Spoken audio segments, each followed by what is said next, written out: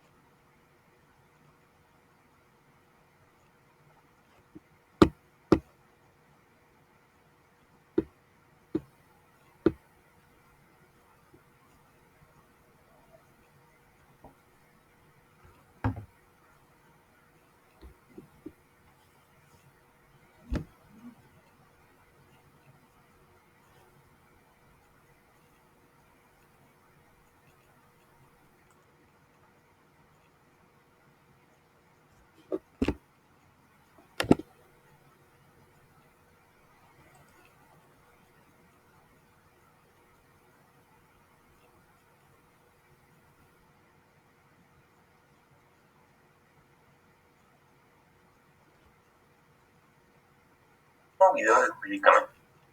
En este video te voy a explicar las generalidades del contrato de compraventa, elementos, modalidades y acciones que se pueden desprender de este contrato. ¿Sí? Comenzamos. Pues bien, comencemos por saber la definición doctrinal del contrato de compraventa, el cual se define como un contrato traslativo de dominio por medio del cual una persona denominada vendedor transmite a otra denominada comprador la titularidad sobre un bien o derecho por un pago cierto y en dinero.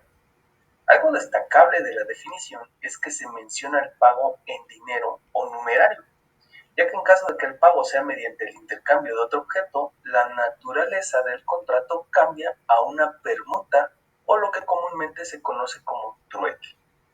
La compraventa es el contrato más extensamente regulado, ya que incluso regula de forma supletoria y en cuanto a lo aplicable a otros contratos. Dentro de la clasificación a la que corresponde la compraventa, se establece que este es un contrato bilateral oneroso principal. Por cuanto a los demás medios de clasificación, depende del caso concreto, ya que la compraventa puede ser conmutativa o aleatoria. Algo importante a conocer en un contrato son las obligaciones de las partes. Las obligaciones del vendedor en la compraventa son: 1. Transferir el dominio de la cosa vendida. 2. Custodiar la cosa hasta su entrega. 3. Entregar la cosa. 4. Garantizar una posesión útil y pacífica. En este punto se refiere a que el vendedor responderá de los vicios ocultos de la cosa vendida, teniendo su derecho el comprador, en caso de vicios ocultos, a rescindir el contrato o la reducción del precio, también conocida como acción estimatoria o quanti minoris. 5. Responder de la evicción. La evicción implica que el comprador es privado total o parcialmente de la cosa vendida por un juicio previo a la compraventa. En este caso, el vendedor responde por esta causa debiendo devolver el precio. Esta acción, cuando el vendedor se niega a devolver el precio de lo vendido, se le llama saneamiento. Y en algunos contratos, los compradores renuncian a este derecho, siendo importante que no lo hagan, ya que es una cláusula que compromete la posesión del comprador. Ahora bien, las obligaciones del comprador son: 1. Pagar el precio. 2. Pagar por mitad los gastos e impuestos. Esta obligación es negociable, ya que usualmente, sobre todo en compraventa de inmuebles, El pago de impuestos y derechos lo realiza el comprador. 3. Recibir la cosa. La doctrina estima esta obligación un punto discutible, sin embargo debe considerarse ya que si el vendedor tiene la obligación de guardar y custodiar la cosa hasta su entrega, esta custodia y obligación por esta se tiene no puede ser por tiempo indefinido, por lo que se considera que en un momento determinado, si el comprador se niega a recibir la cosa, el vendedor no podrá seguir siendo responsable de su custodia. Ahora bien, algo importante en la compra-venta es conocer las modalidades que tiene, es decir, la forma en la que puede llegar a darse este contrato. Compra-venta con reserva de dominio. Esta modalidad de la compra-venta es la que suele ser confundida con el contrato de promesa que vimos anteriormente.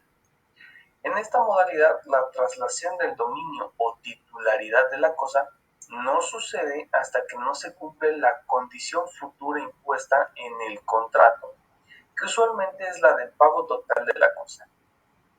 Compraventa a plazo o abonos. Esta modalidad implica el pago del bien en un plazo determinado. Sin embargo, aquí sí existe una traslación del dominio. No debemos confundir esta modalidad con los contratos de compraventa con hipoteca, ya que estos se dan tres actos jurídicos diferentes: la compraventa, el mutuo y la garantía hipotecaria. Es decir, no existe abono en la compraventa, sino en el mutuo o préstamo. Compraventa ad corpus. Esta modalidad implica que existe cierta aleatoriedad respecto de la cosa vendida, ya que se desconoce efectivamente la cantidad o medida, como por ejemplo, comprar los frutos de una finca, de la que se desconoce la cantidad exacta que puede existir, o de un inmueble que no es medido y se compra bajo esta condición. Ahora bien, las acciones que pueden derivarse de una compraventa son la rescisión, cuyos efectos serán el de que cada parte se devuelva lo entregado, más el pago de daños y perjuicios en caso de que así fuere procedente. Saneamiento. Como vimos antes, el saneamiento es la acción por la cual el comprador que perdió la posesión de la cosa requiere al vendedor la devolución del precio y el pago de daños y perjuicios. Esta acción no es igual a la rescisión, ya que la compra se considera había quedado perfeccionada y la posesión se pierde a causa de un tercero por un juicio previo ya pasado como cosa juzgada. Acción estimatoria. Esta acción implica la reducción del precio por vicios ocultos de la cosa vendida no declarados en la compraventa. Esta acción tiene un plazo de prescripción usualmente muy corto que varía de legislación en legislación, pero usualmente son 6 meses para ejercer esta acción. Esto dependerá de tu caso concreto y de la legislación aplicable. Acción de cumplimiento. Esta acción se puede ver, por ejemplo, en aquellos casos donde existió una compraventa con reserva de dominio y al darse la condición cumplida por parte del comprador, el vendedor no libere el dominio de la cosa, por lo que el comprador podrá requerir su cumplimiento de forma judicial. Y bueno, por este video sería todo. Si te gustó y fue de utilidad, no olvides dejar tu like, comparte el contenido para que más gente lo conozca y, lo más importante, si aún no estás suscrito, suscríbete al canal activando la campana para que te notifiquen cuando nuevo contenido sea compartido. Hasta el próximo video.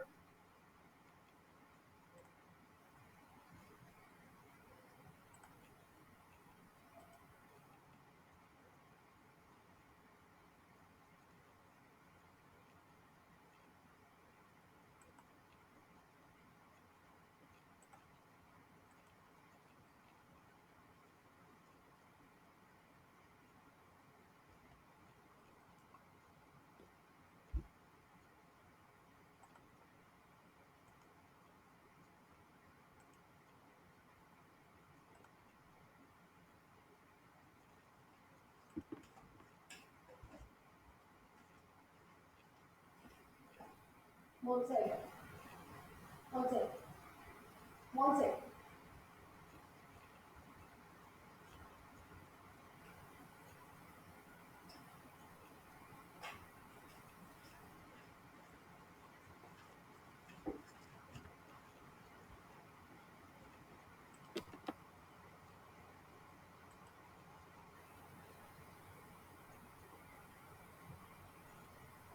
¿Ahí me escuchan ya?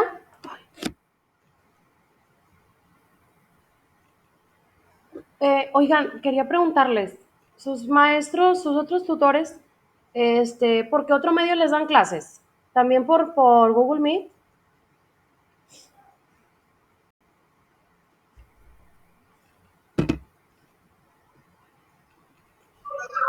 El maestro de Derecho Económico nos empezó a dar esta semana por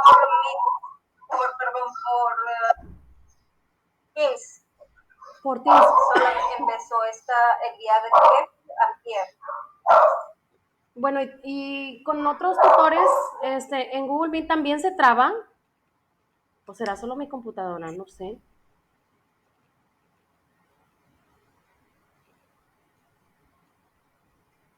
Sí me pueden decir eso, si con otros tutores usando Google Meet también se traba, no mucho, pero sí es un poquito más lento, ¿verdad? Que Teams.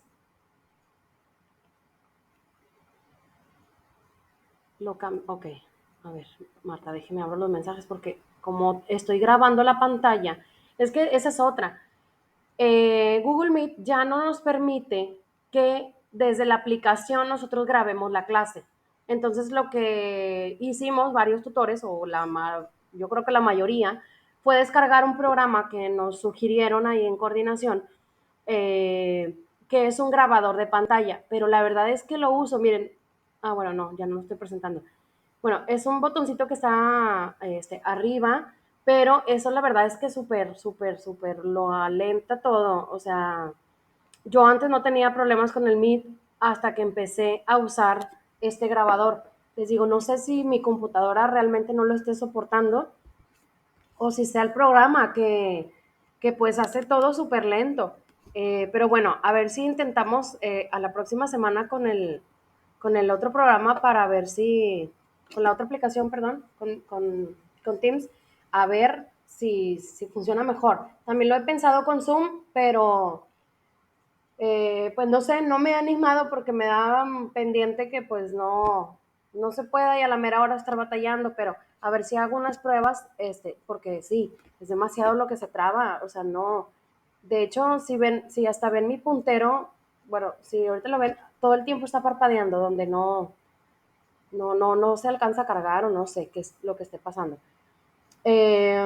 Bueno, como ya lo vimos aquí en el video, sí, estábamos hablando lo que era el contrato de compraventa, sí, vimos, sí, Marta, a ver si funciona mejor porque de plano, o sea, a mí me gusta mucho compartir videos porque siento que para los alumnos es un poquito más interesante como que ver un video que escucharme a mí hablar y hablar y hablar y hablar. Entonces me ha servido mucho en estos tetras pasados que les, les pongo un video, los alumnos lo ven y luego ya lo platicamos con el libro, con ejemplos y la verdad es un poquito más didáctico.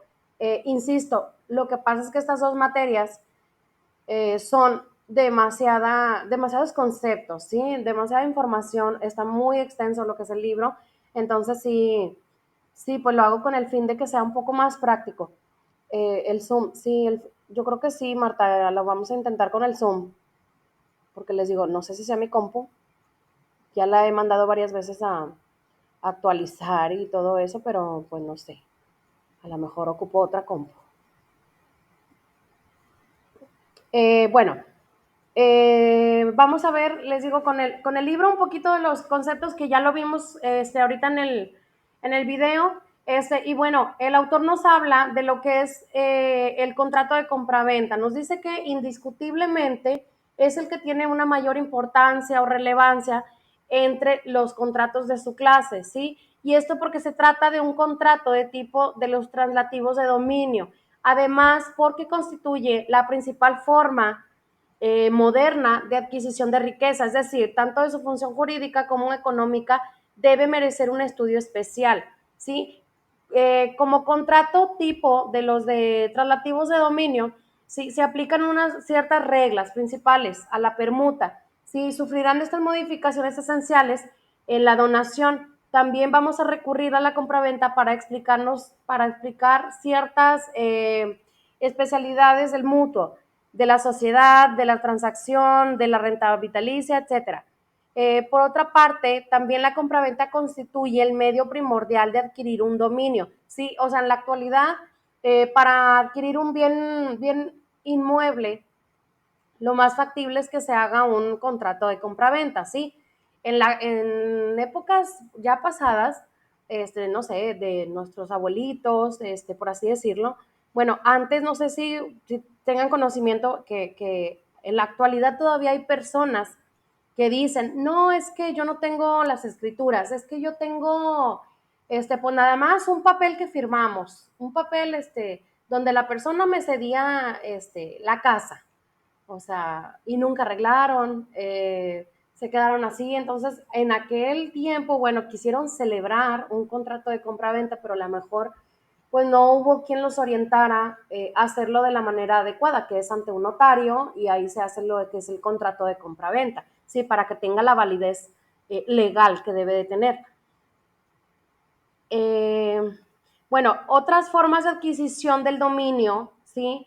Están representadas por el contrato, por la herencia, la prescripción, la ocupación, la accesión, la adjudicación y la ley, ¿sí? El contrato es el derecho moderno, la forma principal de adquirir un dominio dentro del grupo de los contratos relativos, y la compraventa es a su vez una figura fundamental para adquirir la propiedad dentro de los contratos traslativos de dominio.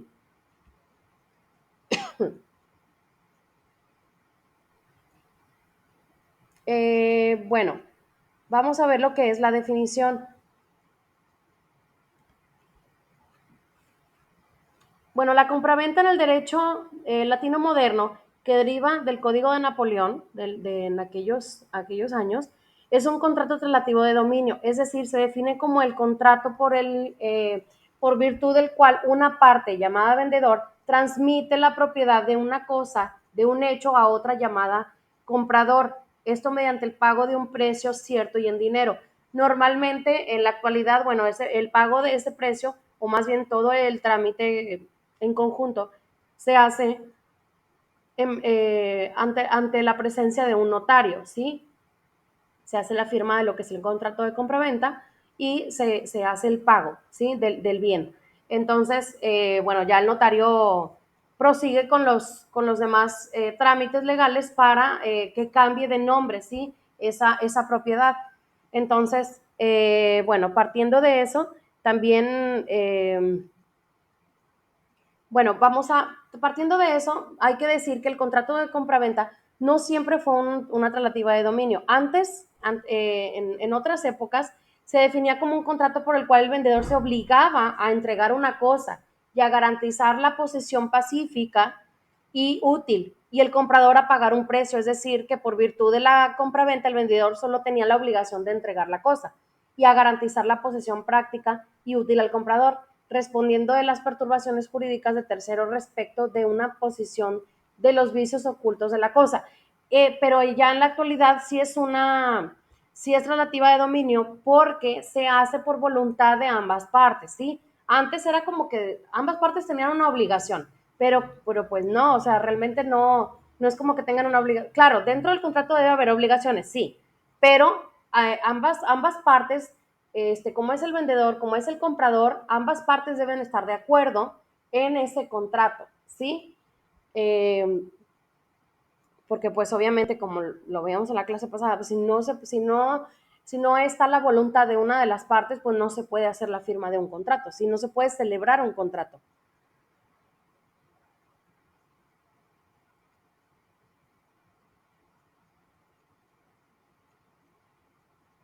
Eh,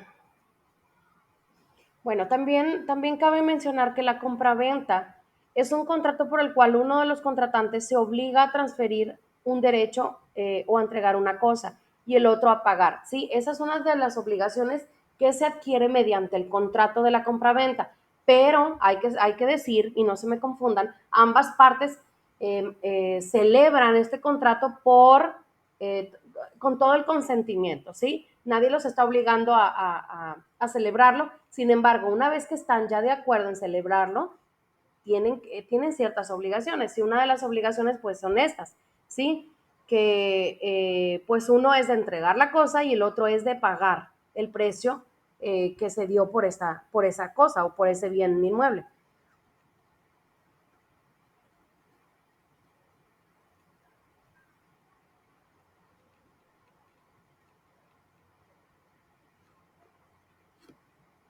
¿Hasta aquí hay alguna duda, chicas?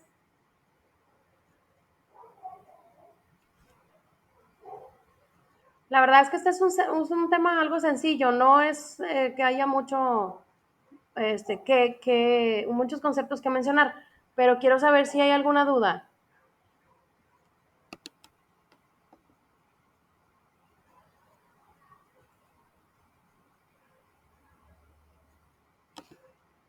Bueno, supongo que no. Bueno, miren, cuando hay una compraventa, por ejemplo, de lotes, ¿sí? Bueno, aquí sí funciona un poquito diferente. Bueno, cuando no se tenga por rescindido un contrato por resolución judicial, subsisten las obligaciones y derechos de las partes consignados en el mismo, y aun cuando se convenga que la falta de un pago, por ejemplo, de 3 mensualidades faculta al vendedor a rescindir la operación, recuperar el inmueble de inmediato y disponer desde luego de él.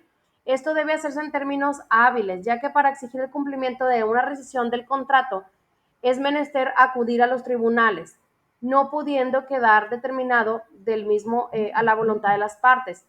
Lo que se conforma, perdón, lo que se confirma desde el momento que la última de las cláusulas se asentó que para dirimir cualquier controversia con motivo de interpretación y cumplimiento del mismo, las partes se sometían expresamente a la competencia y jurisdicción de los tribunales, por ejemplo, de la ciudad de Puebla, ¿sí? Y mientras la rescisión de este contrato, cuando es una compraventa de lotes, no puede quedar al árbitro de una de las partes, ¿sí? Es lo que les decía, se tiene que ver ya en los tribunales qué es lo que cómo es que se va a determinar lo que es la compraventa, ¿sí? Se tiene que hacer igual para todos. No porque a lo mejor un comprador diga, no, pues es que yo lo quiero hacer en estos términos, va a tener que ser así para todos los demás. No, para eso se debe acudir a los tribunales y bueno, mediante un juicio se tiene que hacer como que pues el lote, ¿verdad? Se tiene que lotear el bien inmueble para posteriormente poder venderlo, para que cada espacio territorial, por así decirlo, pues tenga propiamente su dominio, ¿sí? Eh,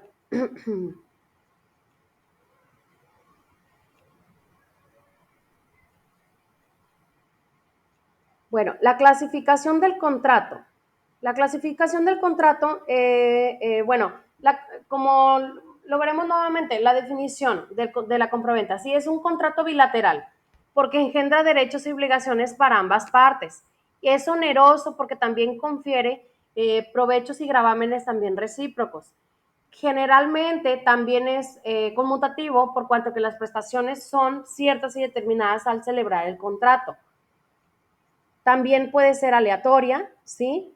Porque la compraventa puede ser un contrato aleatorio cuando se trata de una compra de esperanza. Es decir, cuando se adquieren los frutos futuros de una cosa corriendo el comprador el riesgo de que no existan, pero pagando siempre su precio, independientemente de que no lleguen a existir. Esta operación está clasificada en los contratos aleatorios y además el código vigente al hablar de modalidades de la compraventa también constituye, bueno, que se llama compra de esperanza el contrato que tiene por objeto adquirir por una cantidad determinada los frutos de una cosa, ¿sí? Que una cosa produzca en un tiempo fijado, tomando el comprador por sí el riesgo de que esos frutos no llegaran a existir, o bien los productos inciertos de un hecho que pueden estimarse en dinero. El vendedor tiene derecho al precio aunque no lleguen a existir los frutos o productos comprados. Por ejemplo, aquí pues, lo más sencillo es a lo mejor de una cosecha, ¿sí? De una cosecha, un comprador hace lo que es el pago de toda la cosecha y le dice, ¿sabes qué? Pues yo la quiero. Bueno, llega el momento y a lo mejor la cosecha no abarca lo que a lo mejor el comprador había pensado o realmente a lo mejor no se dio.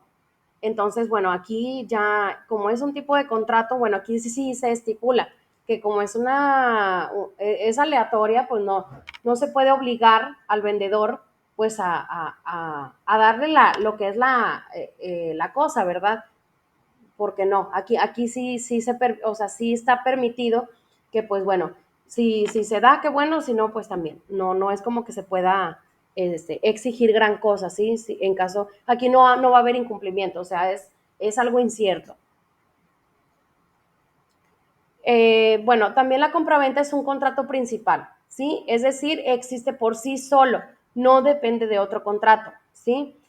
También es instantáneo o tracto sucesivo. La compraventa puede ser un contrato instantáneo o de tracto sucesivo, es decir, que pueden realizarse las prestaciones inmediatamente cuando la operación es al contado o puede pagarse el precio en abonos, caso en el cual será una operación de tracto sucesivo. También puede ser consensual en oposición a real. Aquí la compraventa es consensual en oposición al contrato real. Esto quiere decir que existe antes de la entrega de la cosa, la cual no es un elemento constitutivo de la misma.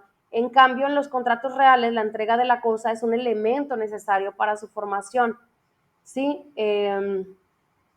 Este contrato, bueno, como bien nos lo dice aquí, existe antes de que la cosa pueda ser entregada. En cambio, otros tipos de contratos, pues tiene que entregarse primero la cosa y luego se celebra el contrato. También existe la compraventa civil y mercantil, ¿sí? Por ejemplo, la compraventa, se distingue la civil de la mercantil porque esta primera, o sea, la civil, se caracteriza en nuestro derecho en forma negativa, diciendo que es aquella que no tiene los atributos de la compraventa mercantil. Y esta se determina es aquella que no tiene los atributos de la compraventa mercantil y esta se determina en forma positiva, ¿sí? A ver, denme un segundito, por favor.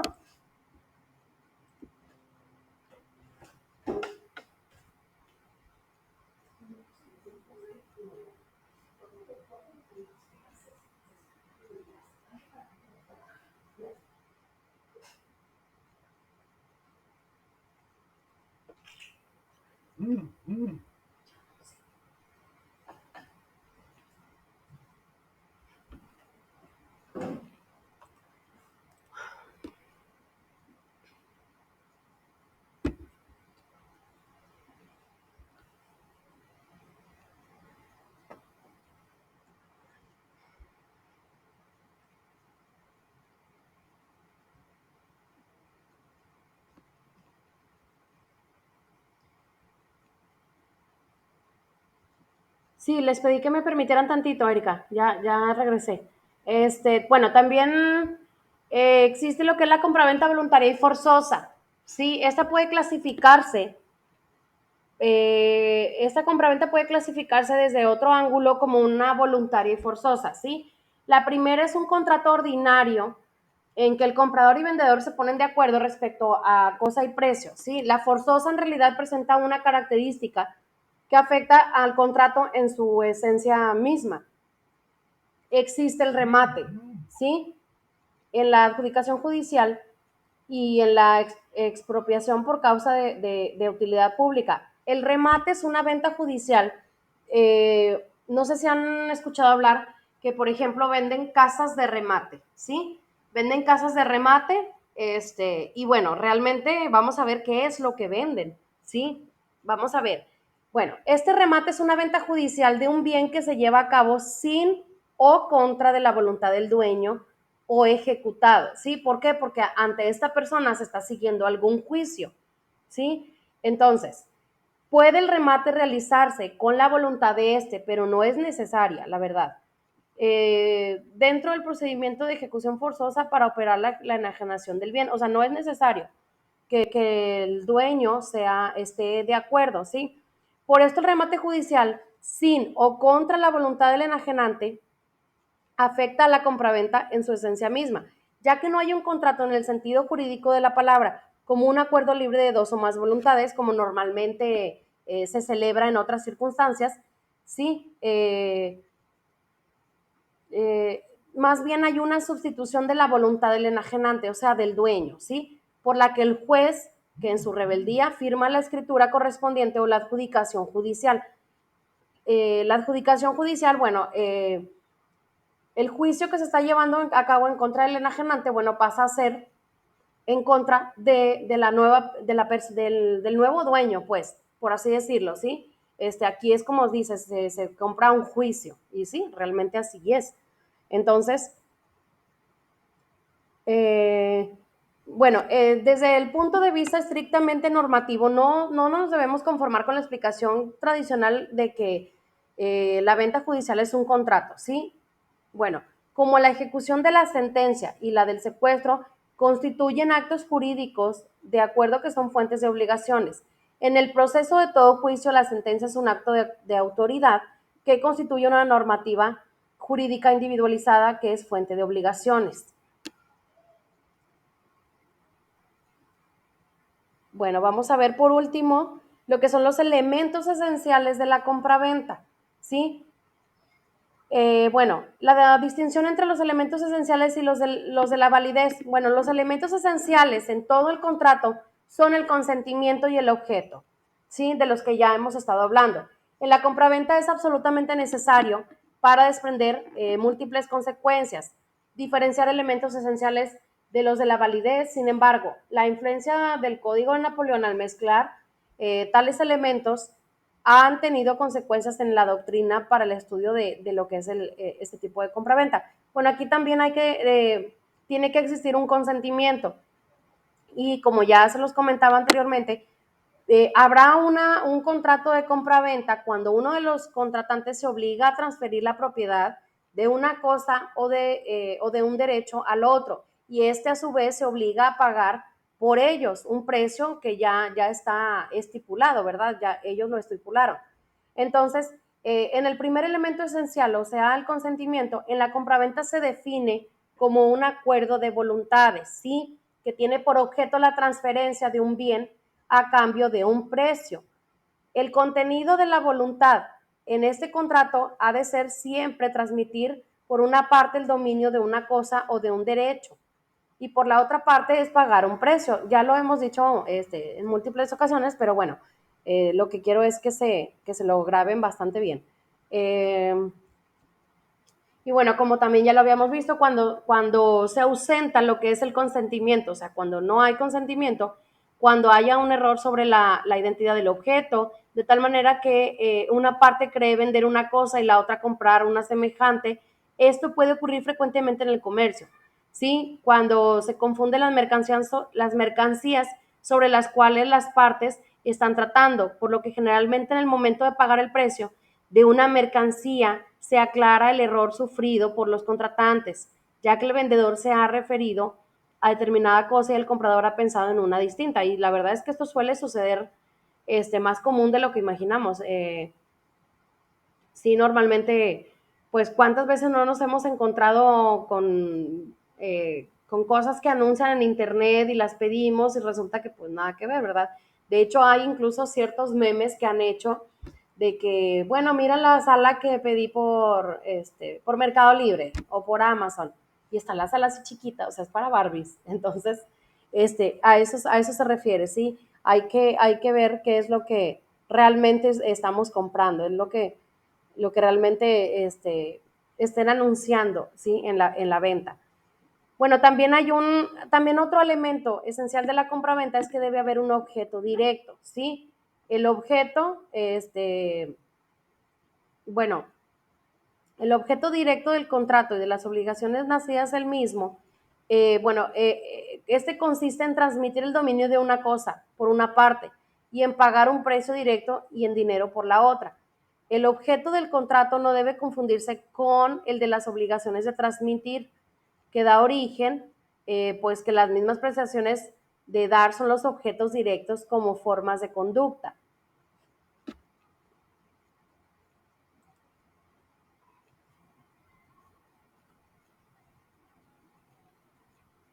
Y bueno, el objeto, bueno, como ya lo vimos, es el objetivo del contrato, ¿sí? Debe haber una cosa real, debe haber una cosa física, no puede ser algo virtual o algo así, bueno, depende, ¿verdad? Porque hay veces que se vende cierta, no sé,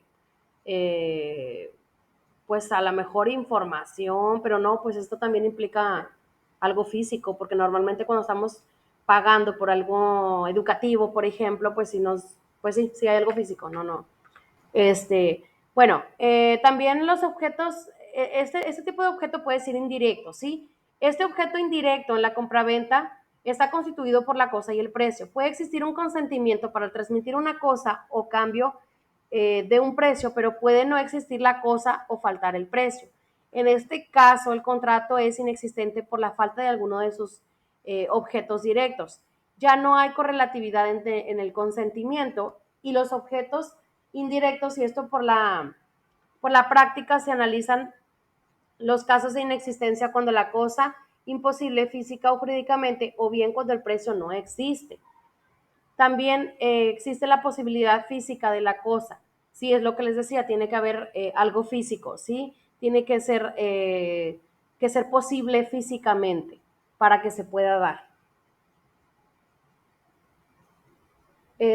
Bueno, hasta aquí lo vemos.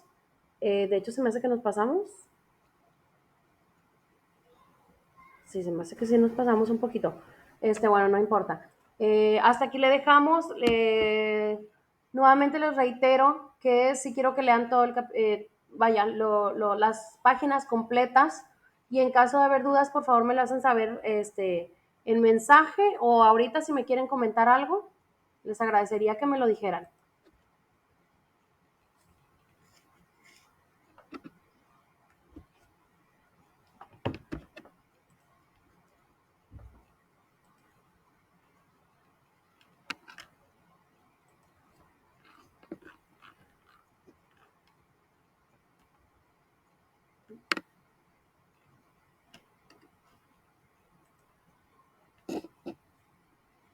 Chicas, ¿algo que me quieran comentar?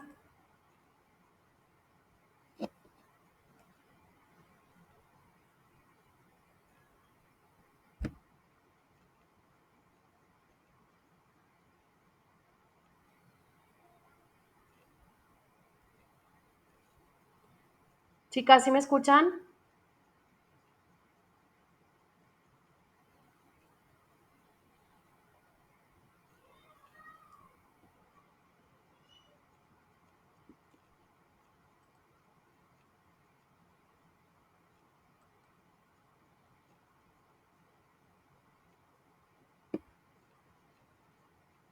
Disculpen, ¿sí me escuchan?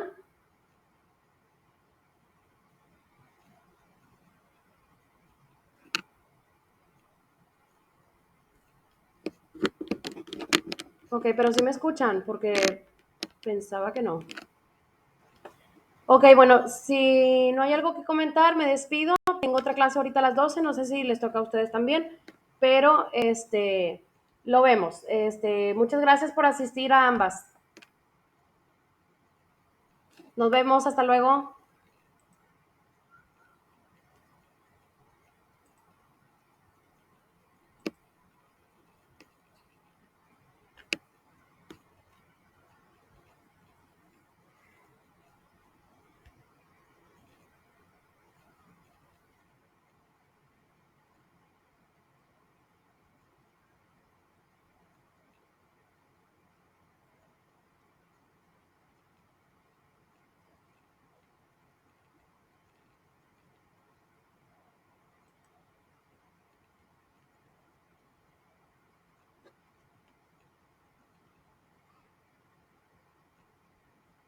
Privado.